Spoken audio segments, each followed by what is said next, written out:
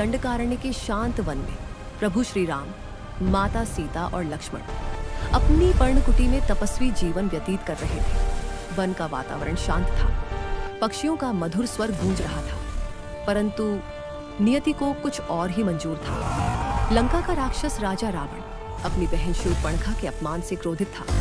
उसने बदला लेने की योजना बनाई। उसने मायावी राक्षस मारीच को स्वर्ण मृग का रूप धारण करने को कहा।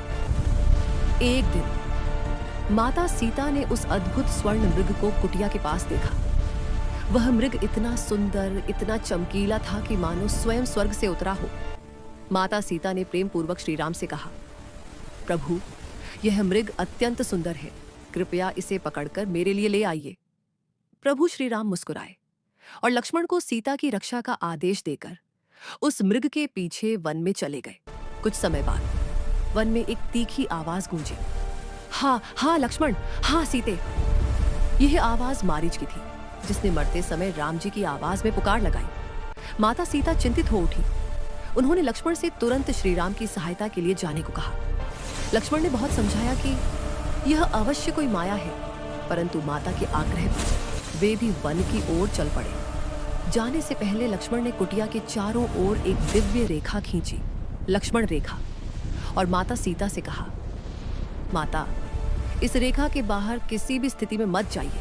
जैसे ही लक्ष्मण गए, तभी एक साधु के वेश में रावण वहां आया। उसने भिक्षा मांगी। धर्म और करुणा की मूर्ति माता सीता साधु को खाली हाथ कैसे लौटाती, परंतु वह रेखा मर्यादा की रेखा थी। जैसे ही माता सीता ने उस रेखा को पार किया, रावण ने अपना असली रूप धारण कर लिया। 10 सिर, विशाल रूप, भयावह तेज।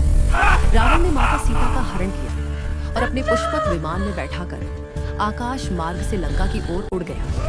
माता सीता सहायता के लिए पुकारती रही, हे राम, हे लक्ष्मण। वन के पक्षी, वृक्ष और पर्वत उस करुण पुकार के साक्षी बने। मार्ग में वीर जटायु ने रावण को रोका। उन्होंने माता सीता की रक्षा के लिए प्राणों की बाजी लगा दी, परंतु रावण ने उन्हें घायल कर दिया। इस प्रकार माता सीता का हरण हुआ और यहीं से आरंभ हुआ धर्म और अधर्म के बीच महायुद्ध का पथ। सीता हरण केवल एक घटना नहीं थी, यह परीक्षा थी धैर्य की, प्रेम की और मर्यादा की। वन के उस शांत वातावरण में अचानक एक ऐसी घटना घट चुकी थी जिसने समस्त सृष्टि को जैसे स्तब्ध कर दिया था। माता सीता का हरण हो चुका था। प्रभु राम